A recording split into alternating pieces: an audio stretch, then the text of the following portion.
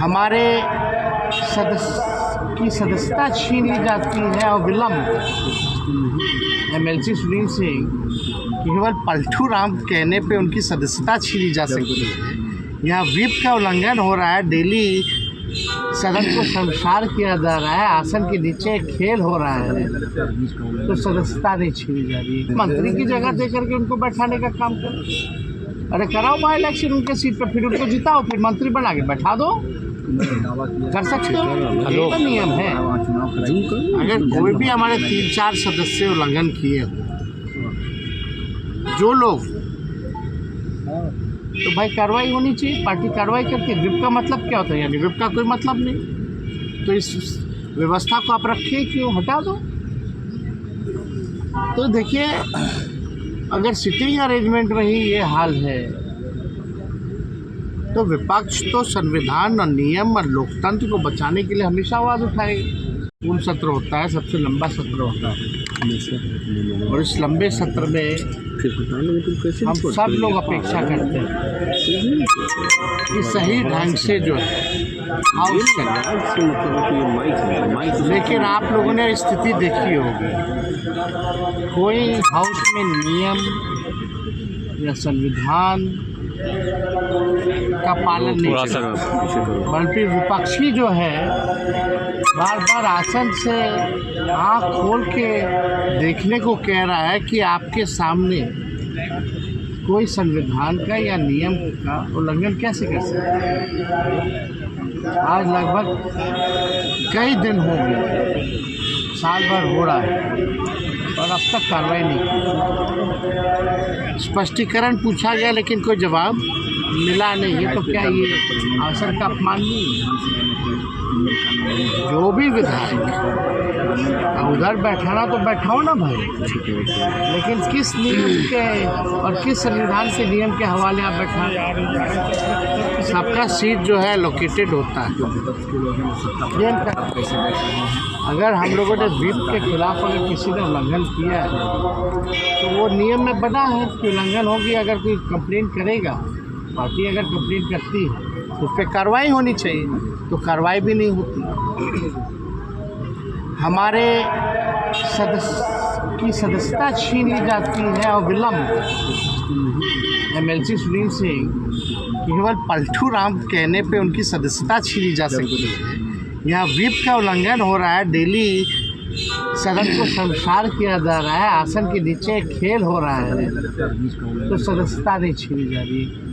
तो मेरा ये कहना है कि संविधान सत्ता पक्ष के लिए कुछ और है क्या, नियम सत्ता पक्ष के लिए कुछ और है क्या, और विपक्ष के लिए कुछ और है क्या? वो तो हम धन्यवाद देते हैं उच्चतम न्यायालय को कि सुनील सिंह जी के मामले में जो है, जो तानाशाही जिस प्रकार से सदस्यता ली गई थी, तुरंत सुप्रीम कोर्ट ने न्याय किया, जस्टिस किया और न्याय मिला, न्याय किया। लेकिन भाई उस सदन का तो हो गया, कोर्ट जाना पड़ा। तो हम देखिए, बिहार विधानसभा के मामले में हम पे बड़ा दबाव है, लोगों का कहना कि कोर्ट जाइए उन विधायकों के खिलाफ। हम कोर्ट नहीं जाना चाहते, हम चाहते हैं कि ये लोकतंत्र का मंदिर पवित्र रहे, जिन लोगों ने दल बदल किया इस पर कोई दाग ना लगे। लेकिन ये बात तो जो लोग आसन पे बैठे हैं, जो सत्ता पक्ष में, ये तो तानाशाही नहीं तो और क्या है। आप मंत्री की जगह दे करके उनको बैठाने का काम करो। अरे कराओ बाई इलेक्शन उनके सीट पर, फिर उनको जिताओ, फिर मंत्री बना के बैठा दो, कर सकते हो। ये तो नियम है। अगर कोई भी हमारे 3-4 सदस्य उल्लंघन किए हो जो लोग, तो भाई कार्रवाई होनी चाहिए, पार्टी कार्रवाई करती है। व्हिप का मतलब क्या होता है? यानी व्हिप का कोई मतलब नहीं, तो इस व्यवस्था को आप रखिए, क्यों हटा दो। तो देखिए, अगर सिटिंग अरेंजमेंट में ही ये हाल है तो विपक्ष तो संविधान और नियम और लोकतंत्र को बचाने के लिए हमेशा आवाज़ उठाएगी। निशांत की चर्चा बड़ी हो रही है, अब हो गया, अब तो हम बोल के नेता भी कह रहे हैं कि आप देखिए, छोड़ा हमने एक बार नहीं कई बार प्रतिक्रिया इस मामले में दे दिया है। बार बार मेरा इस पर, आप पूर्व बयान मेरा सुन लीजिए, आपको पता चल जाएगा तय है कि नहीं है। तो इस पे हम बार बार इस मामले में दिलीप जायसवाल का एक बयान आया है। जो है वो तय करेगी, ये कह रहे हैं ये तो मुख्यमंत्री पद का चेहरा नीतीश कुमार जी ने जो मंत्रिमंडल विस्तार किया है वो उनका आखिरी मंत्रिमंडल विस्तार हुआ। अब नीतीश कुमार जी दोबारा बिहार के मुख्यमंत्री नहीं बनने जा रहे। हालांकि हम पूरा सम्मान करते हैं, बुजुर्ग हो गए हैं, अब उनका समय पुराना हो चुका है, समय खत्म हो चुका है। Nitish ji is a old model, he doesn't have any vision, road map, and he got 20 years. Bihar की जनता ने 20 साल मौका दिया, ये कोई मामूली बात नहीं। 20 साल में भी अगर बिहार सबसे गरीब है तो उसका दोषी कौन है? 20 साल में सबसे ज़्यादा बेरोजगारी बिहार में है, पलायन सबसे ज़्यादा है, और आपराधिक मामले तो आप देख लीजिए, एनसीआरबी का आंकड़ा उठा के देख लीजिए। अगर किसी को बहस करनी है तो डेटा पे बात करें। तो बिहार तो पीछे चला जा रहा है, और जिस हिसाब से बिहार को आप बताओ 2014 के बाद स्टेबिलिटी कहाँ मिली है बिहार सरकार में? सब असमंजस में रहते। अब तो 15 ही से किनारे, 15 से 25 जो है 5 सरकार बन गई है। आप अगर निकाल दें तो 2 साल की सरकार। बीजेपी के लोग कह रहे हैं चेहरे पे चुनाव जरूर लड़ेंगे, चेहरे पे चुनाव जरूर लड़ेंगे। अन्य राज्यों की तरह यहाँ संसदीय बोर्ड तय करेगा।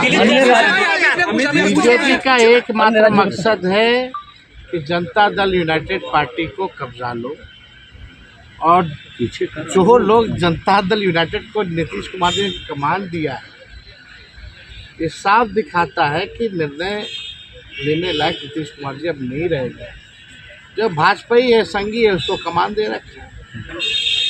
सबकी डीलिंग हो चुकी है भाजपा से। नीतीश जी का अब खेल ये लोग समाप्त कर रहे हैं। ये नीतीश कुमार जी अनजाने बने हुए हैं, लेकिन उनके जितने साथी जो आजकल भुजा पार्टी करने वाले लोग हैं, सब दिल और दिमाग से भाजपा हो चुके हैं। बस समय का इंतज़ार कीजिए। ये लोग पूरे जनता दल यूनाइटेड को, जो शरद जी की बनाई हुई पार्टी जो थी, इसको ये लोग कब्जाने का काम कर रहे हैं। और बीजेपी क्या करती है नहीं करती किसको नहीं पता है, बताइए तो आपको पता है कि क्या काम करती है? और कोई काम आता है उसको? खुल के बेईमानी करो, खुल के चोरी करो, नियम और संविधान का उल्लंघन करो। This is the weapon of BJP. They have all the institution in their pocket. जितना इंस्टीट्यूशंस है, कॉन्स्टिट्यूशनल इंस्टीट्यूशन है, सब पॉकेट में। Election commission is the cheerleader of the BJP. Mobile पीछे करो, रहेंगे, जाते रहेंगे। बिहार जो है देश भर में चर्चा में रहेगा। ठीक है, हम पे भी बहुत आरोप लगेंगे, बहुत तिगड़मबाजी होगी, ये होगा, तरह तरह की बातें बिहार में होंगी, क्योंकि चुनाव तो अब सर्वे भी होता रहे। सर्वे ठीक है, एक सर्वे होता ही रहता है, उसमें कहाँ उसमें हम देखो, हम अपने आप पे विश्वास है, हमने खुद पे हम विश्वास करते हैं कि इस बार बिहार की जनता हम लोगों को अवसर देगी।